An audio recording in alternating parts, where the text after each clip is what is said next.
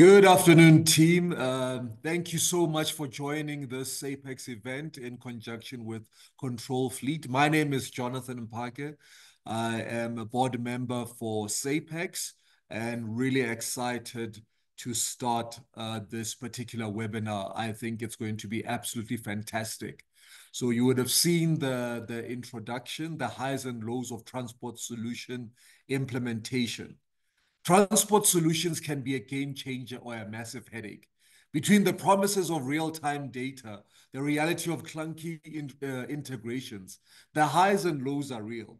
That's why as today's spotlight with Control Fleet is so imperative for them to share their insights and how to make it as smooth as possible.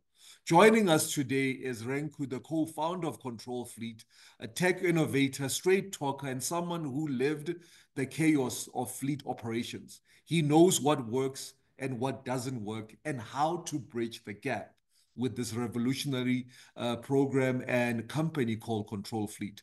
So with him and his team, they do excellent work, and we know that you will gain valuable insights in today's webinar. So I want to hand over to Renku, and let's take it away. Thank you so much. Thank you for registering. Remember as well, we will have the questions posted in the chat. We'll address those questions towards the end of the webinar. And if you haven't registered for the SAPEX conference, please do so. It will be a game changer for you as well, as this is the ultimate and premier supply chain conference on the continent. Renku, over to you, sir. Jonathan, thank you. Thanks for those kind words. And also a special thank you to Claire, helping to put all this together for us, and Connor, and then also the broader SAPEX community. Thank you everybody for taking some time out of this afternoon. And we really hope that you can take away some practicalities out of today. A very special thank you to also my co-presenter, Toby van Rijn from Bakers Group. As one of those operators, it's always hard to take out of a bit of time and reflect, and grateful that he can share some of his honest feedback today. So just on context for the highs and lows of transport solutions, we are convinced that we currently find ourselves in a perfect positive storm. If you consider so many of the positive aspects happening currently that have combined together where we are today. One is the transport sector remains a kingpin in the broader supply chain. The importance of transport remains continuous and consistent and growing. The digital appetite, ambition, and adoption has seen a rapid, almost leapfrog phase at the moment, with multiple entries of supply chain or digitization solutions entering to the market. And a rapid acceleration of clients requiring more from their transport operators.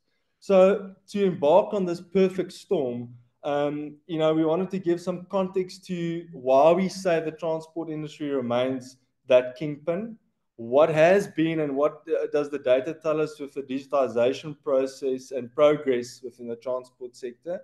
And then the highlight of today is to get into the nuts and bolts.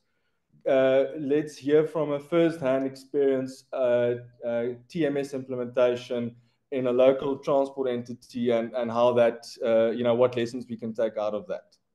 All right, so just briefly, thank you, Jonathan, you've given us that intro. So I'm rather just going to spend more time and introduce Toby. So Toby van Rijn has been with the Bakers Group for the last 6 years. He is the general manager of the warehouse and distribution divisions. Kingpin in the digitization projects as a broad. And I've been fortunate to know Toby for many years, and ultimately also now work together again with this TMS project of Control Fleet. So a little bit of context. What does the data tell us when it comes to the road transport in the broader supply chain? I like to almost use an analogy of a football midfield player. The ball continuously dribbles back to them. If we take an example of imports that need to reach an end client, after the ship has docked, disembarked, there's typically a haulage going from there to a warehouse. After being stored, hauled again on the road, typically to a distribution center. From there, most likely transported again to an end client or another distribution center or cross-border. So the transport and the transporters, operators really do consistently play a kingpin role in the transport or the broader supply chain, as it were. Why?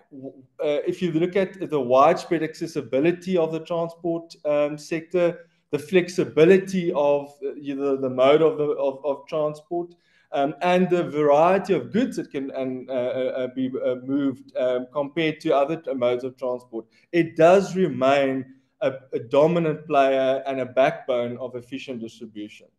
If you look a bit at some of the stats, DHL does a beautiful report in terms of their research, and they did a quick comparison of freight transport modes, looking at road, air, rail, and shipping, comparing speed, transport volume, and price. And my conclusion out of this slide is to, above average speed at below average cost. Again, just highlighting how relevant and continuous the road sector is in the broader supply chain. If we look at a report done that shows the economic contributions of various of those modes of transport, and we take that as far back as, the 1920s, going into the, where transport sector has really seen a proper, uptake in the 1970s. It has consistently grown in terms of the contribution it makes within the broader economic activity, and going into beyond, compared to, for example, air, rail, or shipping. If we look at some local statistics, what does the road transport sector mean for South Africa? It continuously contributes heavily within the GDP. We'll see that, we are reaching figures that return to highs of pre-COVID in terms of value-added contribution in rand terms. Also, if you look at what the transport sector generates in terms of revenue, you can see, again, continuous growth from 2012. And again, now back to post-COVID contribution of terms of revenue, and showing the importance of what the road sector does. And then if we look at the modes of transport where typical cargo moves, again, backbone transport sector continuously, is used for general movement of goods, compared to potentially growth and reduction of certain other of the modes of transport. So I think it's easy to say, and we all know, and potentially speaking to the audience that already know this, the transport subsector in the broader supply chain is critical. But where does it currently, what's the status of the digitization of this sector in the broader supply chain? Where is adoption? And again, leading into the case study that we can get a bit of practical.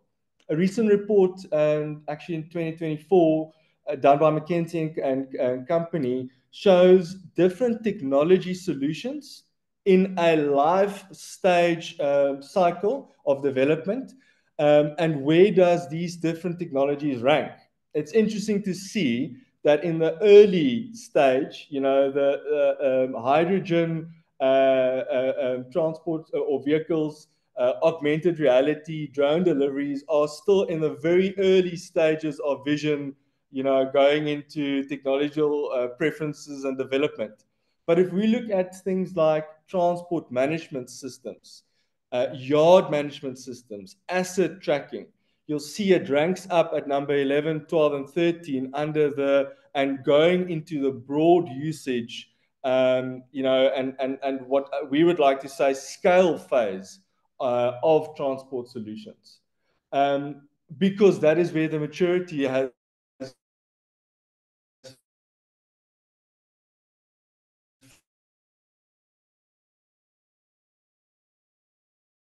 found itself, and how we can see mass adoption compared to years back. Funds flow, and what does the money tell us? An interesting stat we found is number of global venture capitalist deals. where we would typically see fintech and retail ranking up very high, we can see a gradual and now slowly but surely, pivoting of funds moving towards transport and logistics. And within that space, obviously, how that can digitize and become more sustainable and scalable. Another report showing, a research done by Simplified Technology and Supply Chain looks at most likely to invest, from executives and operators. Where would they most likely invest their funds and time? Highly ranked are things like supply chain planning and demand forecasting. But again, if you look at transport management systems, cargo tracking and monitoring, and obviously a very trendy topic at this stage, which is last mile delivery, percentages are increasing, and they are going to keep on increasing in terms of its relevancy. What are the benefits? I think if you look at digitization, the why we do this, why do we consider this, why are we wanting to go through what we'll hear shortly, the pitfalls and the strengths, or the opportunities, is a combination of internal and external forces. External forces, which might be more of a pull action, and internal, more of a push action, in terms of things like customer experience, and customer needs and demands on their transport hauliers. How one can operate more efficiently internally, looking at cost and speed to market and reporting, and how one can, become more efficient. And if those draw cards become more and more important and more crystal, in terms of the why, that places you in the right position to start embarking on the journey of this digitization. I think in sort of, giving you a condensation of the digitalization of the transport space, the most important thing that I like to mention here is that the digitization journey at each company looks different. Where do you start? Where you are in that journey, where you have progressed, is different. And it should and will be. I think the most important thing is that one realizes the why you would start and where you are to take the next step. So, in that and on that note, let's make it practical. Again, at the Bakers Transport, and Toby himself, very excited to give you first-hand raw feedback of their experience. And this might be different for everyone. I think take some notes, and hopefully any lessons that you could learn and take from here, and obviously in the Q&A where we can cross question and get some feedback. So a little bit of context to the case study, or maybe the project per se, is an age-old question that most transporters ask themselves in the heart of an operational room. And that is, where are my trucks and what should they be doing? Where are my trucks?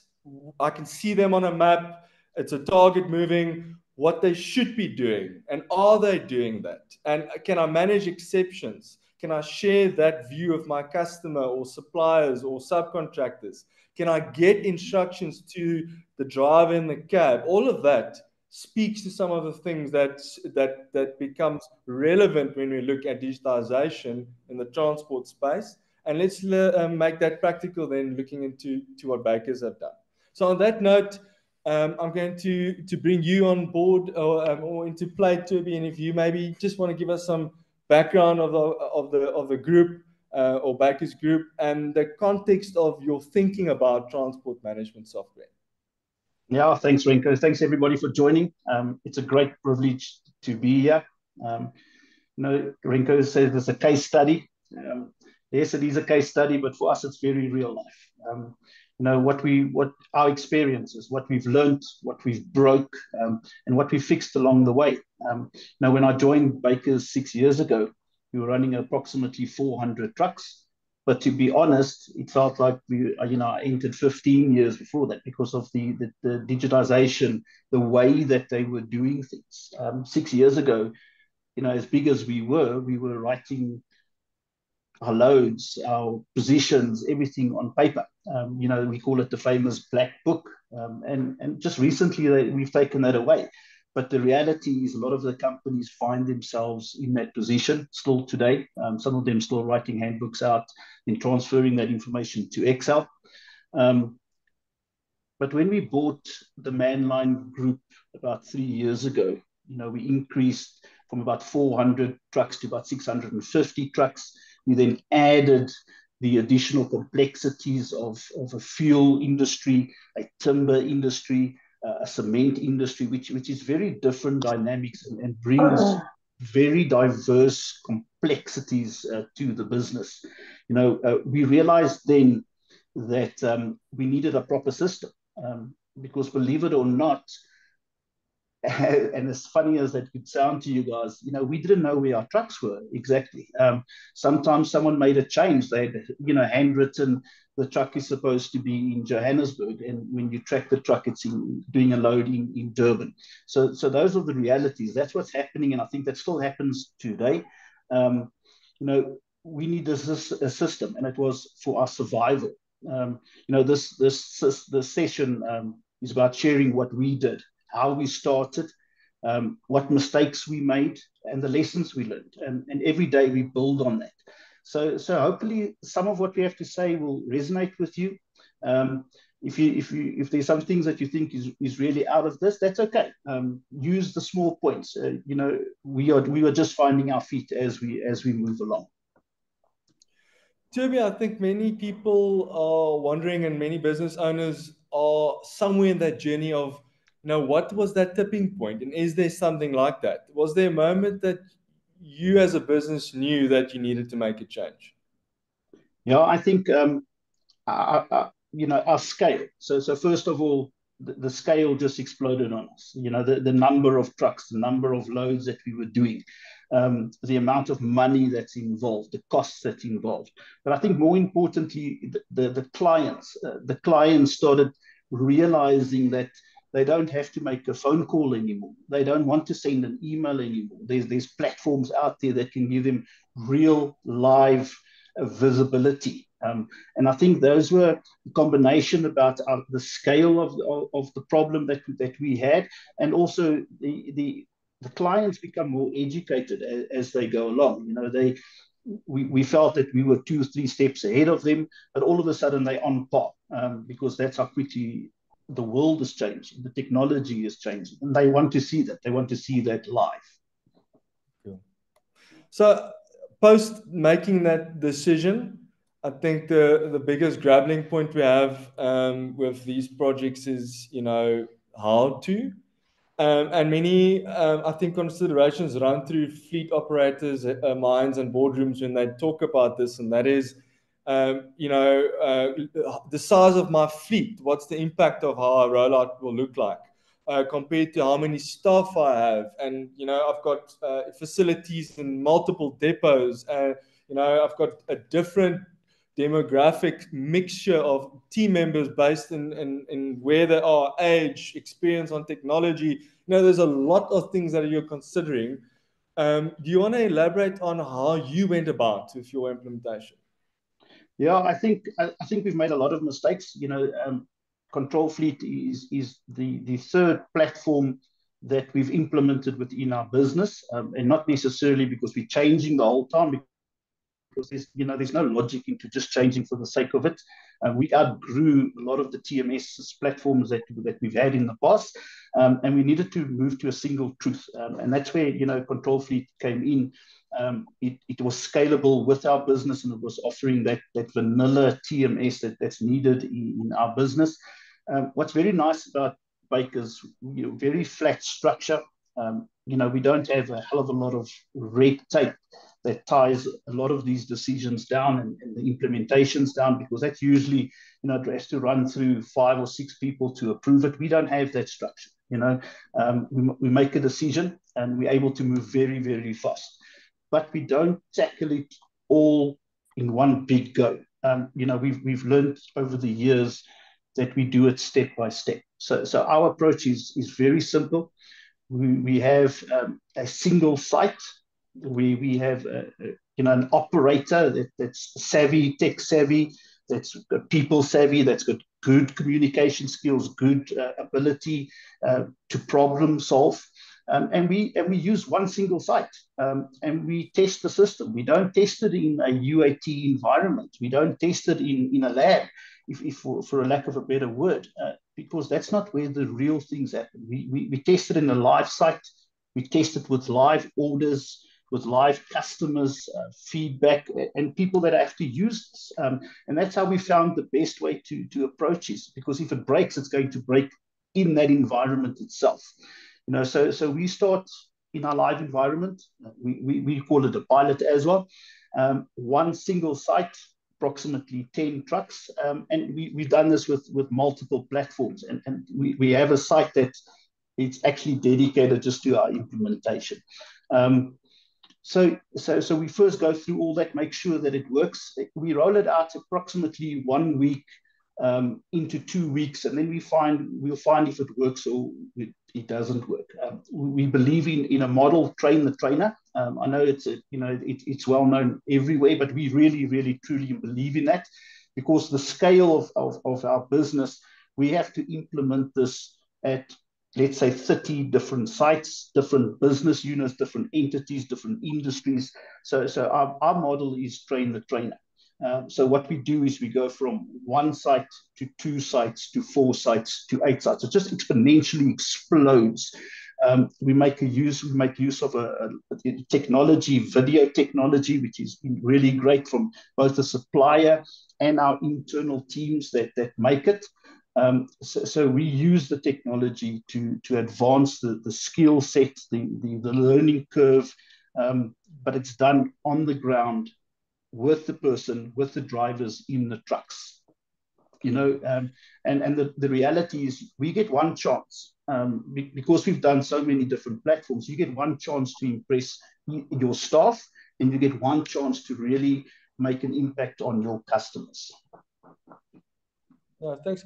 Toby, am I right in saying that it's a bite size within the broader project per se? So meaning breaking it down in site, bit for bit, byte for byte. At the end you've got a tipping point. Do you think that's comparable? Your sites, because we don't know how big this is. How big the rollout, how many people involved, how many sites in totality, and how many vehicles, but would you say that if you are a fleet operator with 20 trucks, that how you approached one site, might be similar to how somebody with his entire business, where he would have 20 or 15 vehicles or 50 vehicles, has got a very different approach, or how you approach one site could be similar to how somebody with only 20 or 50 trucks would approach the entire rollout? Yeah, I would tackle it like that, and we do it. For a small business owner with 20 trucks, I think it's just the scale. And I have more resources other than he would have or she would have. I would then implement it 1 truck. So the concept remains the same. Test it with 1 truck for 4, 5, 6 days. From there to the second truck, because what helps as well, as soon as you get the platform and the system working, the drivers start talking to each other. It starts making their lives easier. They start selling the concept. And the whole idea is to get the buy-in, because that's usually where your problems start arising. The guys are resistant to the change. They don't want it. The next question is, are they going to get more money for using the devices, etc., etc.? So I would still keep it small. Do it 1 truck at a time. And then as you get bolder and you can support the product better, you understand the product better, you can jump to 5 trucks. So the concept remains the same. Good. One relevant theme that always piggybacks, dovetails with digitization projects is change management. I think one can speak about this for ends, and it is really relevant. I love the phrase that you've coined, and I've used it here, and that is passion over position. Elaborate what change management meant and does mean for bakers in terms of their digitization, if you don't mind. So we know that we have to implement this, with humans, with staff members, with clients. Everyone's got emotions, and everyone's he wants to have a say in it. And while we prescribe to trying to be as nice as we possibly can, once a decision has been made that we are going to implement a product, or a platform, it doesn't become it's not a democratic society or environment. It's autocratic. This is what's going to happen. And I think that when people take that approach, it removes the emotions, because, even though they want to have a say, they don't really have a say in that. And the reality is we're trying to implement something that is going to improve the business overall. The users now might not see it as great, because we're looking end to end stuff here, but we say this is something that must be done, and it will be done, and we drive it. It's a passion for us. Once we start a project, it's all about the passion. We live and die by this. Wonderful. Very interesting what you mentioned there, because I think I can just imagine the thought process that will run through many decision makers between that decision you make, where this is a collective versus, the natural resistance to change will be then sometimes somebody has to make a call to say we're doing it, and let's push on, and we know why we're doing this. Okay, very interesting. I think if we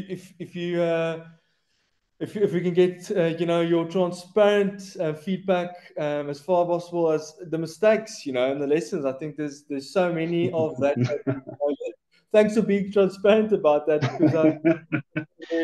because most people keep those cards against their chest. But yeah, very grateful for you to share mistakes and lessons that you've got out of this project, and collective of the projects you've done. Yeah, I think 90% of what we've done was all wrong. If I have to be brutally honest with you, I don't think there's a handbook on how to best implement anything, especially an ever-changing, fast-growing environment. So a lot of this stuff was done by trial and error. But what we did know is our errors and for not changing was costing us a lot of money. So it was very, very important for us to make these changes. We've learned to fix our operations on the fly. You have to have you must be very, very open-minded for it. Your people must, where you're implementing, must be able to adapt very quickly, because there's no perfect system out there. I can absolutely guarantee everybody, as much as everybody will say they can tell you the moon and the stars, they're only delivering the moon. But these things work. We also don't call our service providers vendors. They are our partners. As we are testing, as we are working through the product and their platform, we find bugs. We find things something that we thought would work is not working. And then they explain the situation to us, and we overcome it, and we move on. We adapt our processes, because it's not always about the system. Sometimes it's just absolutely the processes have been incorrect, and we adapt that. And I think the biggest thing that we've learned is live training, is be present. This is not done in a classroom. This is not done in a boardroom. This is real life stuff. You have to be on the ground, boots to the ground. People have to be with the drivers in the truck. Nothing beats that in-person support, paired with good training videos. So we've been through all of those pains, and we've learned some serious lessons over time, and it's cost us a lot of money, to be honest. No, good. Thanks, Toby. On the light side or the wind side, we've mentioned three things that you've pointed out leading to this discussion that you would like to elaborate on quick wins, because I think there is something about a momental shift in these projects, and the quicker you can build momentum, given, you know, this overbearing change management challenge and resistance and stakeholders that are involved and need to be involved, you know, quick wins can normally, you know, help build that momentum. Um, do you mind just elaborating on those three wins that you've clearly identified and then obviously started chasing from an early stage in the project? Yeah, happy. So I think real-time visibility. I don't think you have to underestimate the fact that you know exactly where your truck is at a given point, what time he's arrived, what time, how long it's been on site to load or offload. Um, and then the main portion is making that visibility visible to your customers. Is you purely exposing your entire operation to the customer. And I think that has been a true revelation for us. It's been exceptionally difficult because, you know, in the past, we can say the driver is late, and we can blame it on a tire puncture. We can blame it on a breakdown. You know, the driver slept late. All of that is now visible to us and to our customers. So the first real big win for us is the true visibility that this platform gives us. And then what we found is we started not engaging less and less with the customer. We started receiving less phone calls about where's my truck, less emails about where's my truck, what time will it be there, because the customer was able to track their loads live and themselves. So it allows and frees up the resources that you have, to do better tracking, better planning, and then it also allows you to reduce your costs because you now need fewer people. And I know that's not the most ideal situation. At the end of the day, we are running a business. You know, from overinflated staff complement, you can start running lean, and it just freed up our time. You know, what we really want to get out of this is end to end is our billing. For us, we have a long-term goal, within the TMS space or environment. Is we're still doing our billing on Excel spreadsheets, and as crazy as that sounds, that is our reality. So you know, allowing the TMS to do your from loading right to billing it will be a big win for us. You know, we're able then to add extra revenue for standing time, etc. And then route optimization. You know, the biggest cost for us is fuel. So if the platform can give us a faster way to get there, you know, drivers make their own routes. They take 150-kilometer detours, and the reality is that's costing us money. So these are the things that the platform assists us with. It saves us, you know, it's faster. The product gets to the customer quicker, and it saves us time and fuel. And then, you know, the reporting. It's critical for us. You know, everything is measured in today's world. The customers are trying to save money. We are able to tell them live, you know, exactly what the distances have traveled, what time it arrived. So the reporting has been really valuable for us. I love how quickly you were able to adopt, for example, the driver app. And I still have those selfie pictures that you yourself and some of your team members sent us with you were in the cab with the driver, you know. That feedback about the user experience. Because like you said, you can get end-to-end vision and visibility, but for example, a driver plays an absolute critical role in that chain, and we need to get them on board. So no, thank you for that. In terms of final thoughts, because I think we want to leave enough room for nice wiggle room for questions.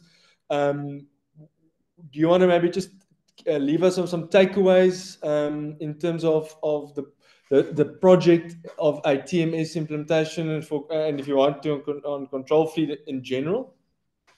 Yeah, I think there will never be a good enough time. You know, the time will never ever be right to change the system, to implement something new. there will always be reasons why not to do it. We changed that around. We said, I'll find reasons why it is the right time, why it is the best solution for us moving forward, and probably for a lot of other companies. You might not see that now because that fear of the change, the fear of what it's going to cost you, what time it's going to take, what effort it's going to take. But I can absolutely guarantee you the amount of money it's costing you not doing it, how much time you are losing because you're not implementing it. So for us, there was never a good time to do it. But when we did it, it was it revolutionized our business, our visibility, our client interaction, and it's changed the game for us completely. We are now really competitive in the market from a pricing point of view, and just the service levels has been incredible.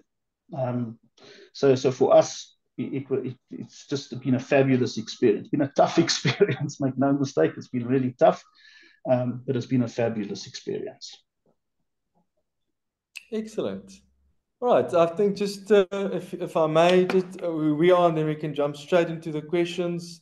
Jonathan, Control Fleet is a transport management system. It is IP that we own and build, and it speaks to a very specific problem. One, it speaks to a very specific crowd, which is typically line haul transport operators. And the problem that we are stepping into is in the heart of an operational room. That disconnect between what my truck should do, what they are doing they doing what should be done? Can I share visibility? Can I get incident instructions to drivers and data back? Can I get something like an electronic POD in play? That is where we live and breed. And from there, things like invoice run, cost management becomes more natural. So with that, one thing that we remain passionate about is the drive for applications to the broader transport company, which is all the drivers and their critical role that they play, and making sure that we can actually deliver and create intuitive, user-friendly applications that also speak to that very critical audience and team that lives in a transport company, which is the driver that plays that important role. And that leaves us to open up for some questions. I think, Jonathan, if you want to take the lead on that.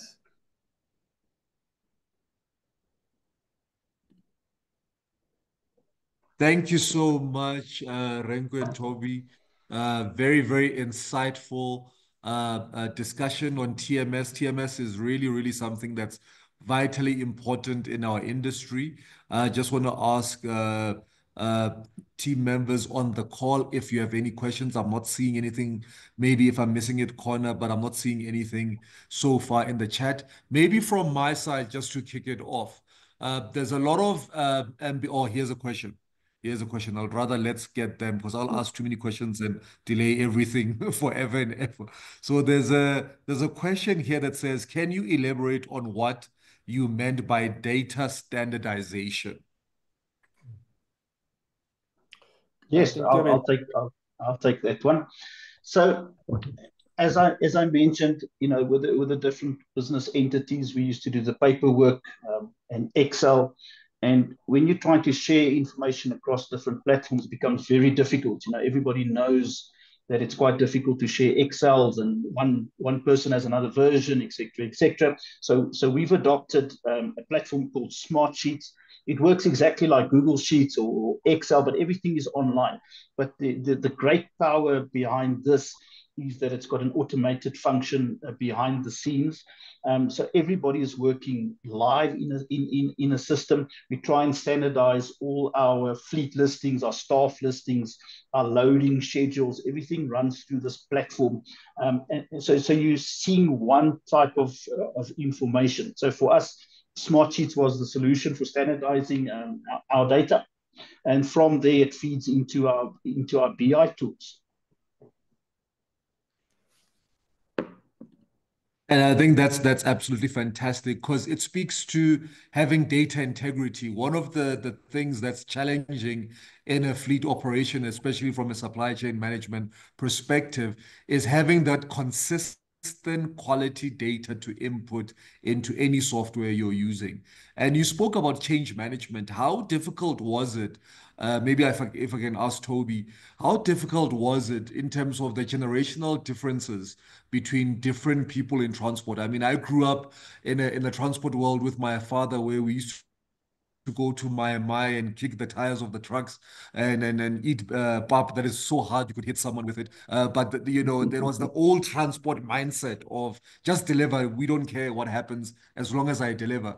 Moving that mindset to a TMS perspective, how difficult or easy, or what are the learnings that you learned in terms of the different generations and explaining to them the need, the why, and the how we're going to move into a new system? Thanks. Yeah, so I think it all starts off with relationships. You know, it's very easy. It's much easier to introduce a implementation or a change when your teams have really bought into you as obviously as the leader. But it gives you some leverage. That you're not introducing something that will either cost them their jobs, because that's the reality is that's the greatest fear that's out there. You're implementing something new and tomorrow I don't have a job. It's like the AI discussion currently. Um, and what we've seen is the younger generation understands the technology better. Um, but if you explain it to the older generation, they actually appreciate it, because the older generation don't want to receive 50,000 phone calls in a day. Where are you? What time are you going to be there, etc. So we've had this split adoption from the older generation drivers, and the younger guys are actually really loving it, because they can play with gadgets and they can see it live and they don't have to work so hard. So I think it's been very good from that perspective.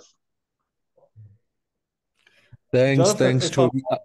Yes, if sir, I may you can add to continue. that, one thing that we see at many of our client sites is this beautiful collab between, let's say younger team members, which don't necessarily know the traditional diesel and dust and routes and, first-hand in a cab driver experience, but, levitate more towards technology and quicker potentially or more naturally, versus your very astute, operators that know how to manage a big fleet, know the road conditions themselves, and can, manage drivers potentially also just more easily. And how when those two traditional or poles of personas start working together, because the common goal is the business will be better if we do this. The why is clear enough. The outcome is visible. The passion over position lives there. Then they start hybriding and working on each other's strengths, and that is a beautiful place to be, because then you truly see digitization sustainably, because it's easier, potentially it can be easier to implement, but to sustain and remain and continuously add, use the application and gain value, that is where it becomes hard, and you need to have the bolts to continue doing that.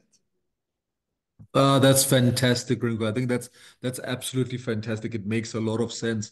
There's a question from Lehloho Nolo. He's saying that costing of costing a number of transporters say TMS is expensive. How do you handle the pricing question? So I think Rinku, that's more of your question. A lot of SMEs, a lot of micro companies, those people that say I need TMS, but then I'm worried about the pricing element of it. Yeah, thanks. Very good question. I think the first of all, a typical supply and demand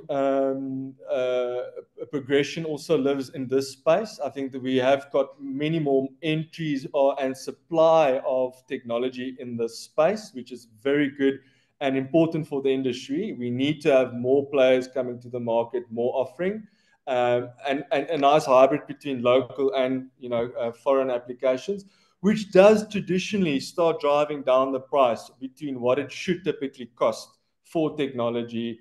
And when we start moving towards more, let's say, newer age methodology, where it is a SaaS model, where there's no contractual binding, where there's a period where you have to lock down and a penalty clause if you exit. It gets to a month to month type of agreement where value is the king. I pay what I value, and if I don't get that value, I can gradually walk away. And I know that there's other opportunities, there's other solutions, so I can start to, if you would like, work and play between the best breeds. I think picking a software solution that does somewhere in its model provide that scalability with you in terms of either transactional or per vehicle asset or per user, does alleviate some of that pressure when your cyclical business does go through a downward cycle in its cycle. If the commodity trades are down and the bulk tippers aren't moving, you don't necessarily want this high fixed cost for IT if it can scale down with you when your business is not running. But when you run, and it's good, and you're depending more on what the software should do for you, then again, one should value what it's doing and then pay for it. So yeah, I think, again, just to summarize, there's definitely the cost in general has come down because there are more supply and options available, and more software vendors know and suppliers know that value does overshadow fixed term contracts. So you're at a relevant price, and you're not fixing a transporter down in a grudge purchase. And lastly, a methodology that we in Control Fleet completely adopted is stepping away from these upfront costs in terms of implementation. We really do not charge and try and charge for any of that. That's why we like to keep a lean methodology, and it doesn't mean we do not do implementation. We just don't want to see that as a hurdle to entry. Yeah, I hope that gives you some context. No, thank you. That's a very comprehensive answer. And maybe before I go to Max answer, maybe just a few lines as well. With all of these suppliers, and you've mentioned it, there's outside companies that are trying to get into the TMS space. There's localized companies trying to get into TMS space. What would you say Controls Fleet unique for those who are, it's for clarity's sake, what would you say is Controls Fleet unique selling point that differentiates it from the rest? Yeah, it's a good question. I think what we like to position ourselves as a company is the culture that we groom between members in our team that understand transport. So I would say 60% of the members, and that's typically because the other are all development type of team members that do the actual code, but the rest come from the transport sector. So the understanding of the problem and hearing and being able to hear and understand that problem statement without wasting a lot of time and effort from a transporter to try and explain why and this is what I'm actually trying to achieve, and and sometimes I don't even know what I'm trying to achieve. Can you maybe help me uncover this problem I'm facing? That has been something that we hold dear. We believe in the motto that says great people build exceptional technology. So our team mix in terms of understanding transport sector and being able to apply that to building next generation technology is, I think, what we keep dear. If I hear your question and in terms of positioning within local versus foreign applications, I think this is something which is not just in the transport space. I think we all know how robust technology needs to be when it plays in an African space, South Africa, SADC. The complexities it needs to manage is just multiple. So what we've seen is when we are talking to clients which are not in this region, Middle East, Australia, we come with a box of tools, and many of them are, over-engineered of what they are looking for, because, we have this market in South Africa that really has a lot of complexity that they need to manage. So I think that has put us in real good standing, being able to manage this complexity and then going to different areas where, you know, the complexities but seems to be lesser and lesser because it's a challenging space in South Africa. And Rangu, that dovetails to the next question very well, because there's a question here about cybersecurity access to information. And the question is about, please elaborate on how safe your system is. With all these technological advancements that are there, cybersecurity becomes a huge risk. So the question is really around how safe is the product in terms of that. Yeah. Very relevant. I think the more dependency we have as operators, transport operators, on technology, the higher the, you know, risk or the potential concept of how the risk can play out in your business will become. I think in our business we align ourselves with, you know, industry leaders when it comes to data hosting, data processing, and how they have already, you know, armstrong the legal aspects regarding data protection. So many of those things we do not try and create ourselves and do ourselves and align with that standards. For example, when we host our data and how we segment data and process data. And then obviously we get a lot of guidance, and a lot of our R&D spend is towards getting feedback in terms of regulations that we need to continuously uphold to, and how they change in South Africa region versus the, you know, the European regions. It differs. So we have to keep ourselves abreast to data usage and protection, and align ourselves internally with just the leaders in that space globally that do host and process and move data. So that's how we try and keep ourselves on our toes continuously, and make sure that when something does happen, that we've got those case scenarios and how we react as quick and rapid, and who we need to call, and around ourselves as those resources that can get us into, you know, advise us in those tricky situations. That's an excellent answer, sir. The next question says, I think I know the answer, but I'll allow us to answer it. Does this integrate with ERP to integrate sales orders and then plan loads based on capacity of the truck container? Does the planner drag and drop capability to amend the loads? So this is basically the culmination of TMS. So yeah, I'll leave that, Ranku, with your. Yeah, no, thank you. Good question. For years, and I've been fortunate, and that's why I'm so passionate about this topic. My personal passion has been the transport space and the digitization of that space for many years, and a lot of that is I've gone through phases where I've always wondered, but why is the uptake of digitization, like the true uptake of digitization at transport entities, so challenging? Why do transport entities fall back to manual methods, Excel, written handbooks, whiteboards? And one thing that's really resonated with me in recent years is, I think, because the technology that was and is available for most operators could and did not keep up to the pace that transporters have in their operational room. If we look at the sheer number of potential risks and issues and changes that an operator needs to do, given the fact that, it's small teams, you're planning, speaking to your driver, giving feedback to your clients, getting a change, a problem that you need to sort, it is hard for any piece of technology to be agile enough to keep up to that pace. That is where we started. Because if we could create a piece of technology that can keep up to that pace and to really mimic digitally what's going out there where the dust and diesel burns, that is how one can get a user to levitate to the system, because it is easy. I am actually not doing this as a grudge aspect. I'm doing it because it helps me become more proactive.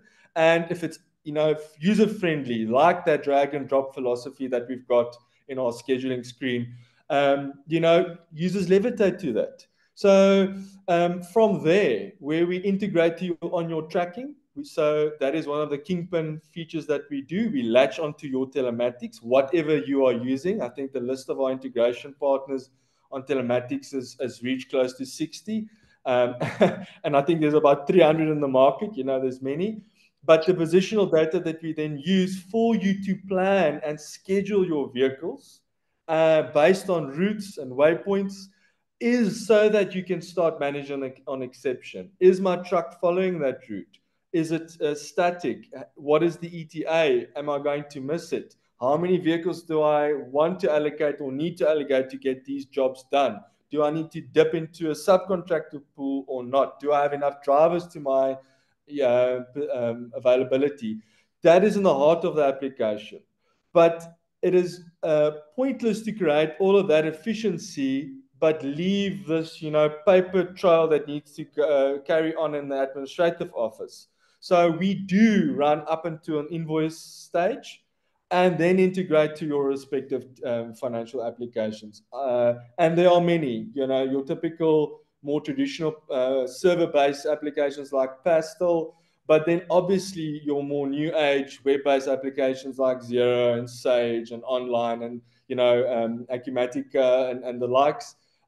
Because you don't want to create an island. All those work and all that effort of creating an order, validating it, processing it, using the driver's app to get documents back for processing, all of that visible on the customer portal, ending off at an invoice. Because, that's where the buck stops because you're going to get paid for that effort and work you've done as a transporter. And ultimately, all of that needs to flow into your income statement, balance sheets, and your, call it pure financial management. So yes, there is an integration. So integration onto your tracking, integration into your ERP, and in many of our instances, we are getting more integration requirements where we are integrating from the transporter's end client. So that client might be offering orders on a platform, either their own or some of the industry use platforms at the moment, where that already is going to create duplication. You need to accept the order on that platform, go into your own TMS and recreate the order. There, we are also integrating to grab those information pockets, bring it and create an order automatically in your TMS control fleet so that you can start to schedule and reduce duplication and, take it through the process. And then obviously the driver app, where if you use it, will receive instructions and be able to return data back to you. I think I might have missed a portion of that question. If I do, please just ask again or fire away. Oh, 100%. I think you're a superstar. You've answered the two questions from Dewald and Jordan at the same time. So I tried. That's really good work. That's really good. So yeah, so that's really good work. Maybe if I can ask Walter if he has a question. I see his hand. Okay, hello team, how are you? Good, Walter. Thank you, man.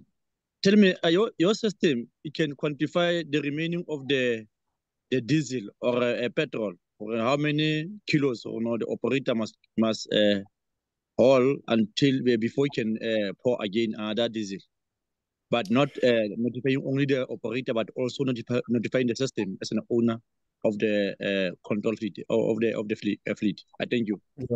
No, good question, Walter. Very relevant. If you're a transport operator, you would know, I think, close to between 50 and almost 65% of your cost is fuel, and how you manage that is critical. We are now in our life stage as a product is more based around how you schedule your fuel order in your planning to know how that impacts your plan and ultimately your ETA and visibility to your clients in terms of planning. And then from there, being able for your driver to capture source information at those fuel points so we can grab that data and process that to start giving you, order-based feedback. We do not delve as deep as going into the consumption of the fuel and the hardware aspects of the truck itself to know fuel levels and usage. I think there are very more obviously sophisticated applications that have spent their 1,000 years plus, doing that. So no, that's not our journey at this stage, but being able to plan and schedule and then report on the number of, fuel orders and consumption based on the transactional data is where we are focusing at this stage. Yeah. Thank you, Rinku, and thank you, Toby, as well. I think we've come to exactly 1,600 hours. I really want to thank you so much for your investment and to the team online, everyone being engaged and talking to us. I think this is a fascinating case study that proves that TMS works. And I want to encourage everyone, you need to understand and know that the return on investment will be there to see when you optimize and you create visibility in your fleet. You are able to manage it. So thank you so much to the team Control Fleet, Renko and the team, Toby from Bakers as well. And I just want to really thank you for everything that you have done. Please remember, and I want to thank Control Fleet because they are a corporate member of SAPEX. If you have any inclination of getting the best latest trends regarding supply chain management, please remember to go to the SAPEX website and look at the 47th conference that's coming up. I want to thank everyone online. I want to thank you for your support. Thank you so much. This has been absolutely fantastic. And I think we can adjourn the call at this juncture. Thank you so much, team. Have a wonderful day further. Thank you very much. Thanks, SAPEX.